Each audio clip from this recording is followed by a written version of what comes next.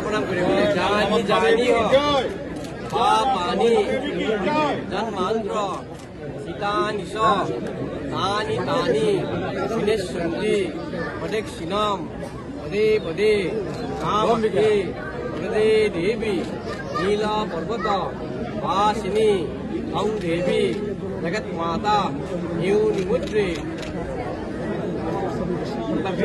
कितना पड़ेगा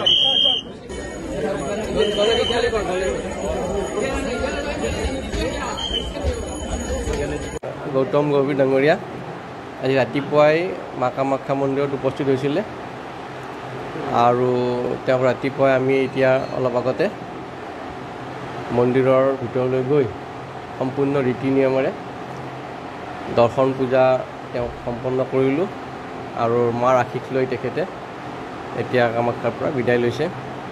ভগৱতীৰ ওচৰত আশীৰ্বাদ যে তেওঁ আগন্তুক দিনত আকৌ ভাৰতীয় দলক আগুৱাই নিব পাৰে আৰু তেখেতৰ জীৱনৰ যিটো আমাৰ ক্ৰিকেটৰ যিটো জীৱনৰ যাতে ভাৰতীয় দলক সুনাম অৰ্জন কৰিব পাৰে সেয়া ভগৱতীৰ ওচৰত আশীৰ্বাদ জনাইছে। তেওঁ কিবা কৈছে নেকি?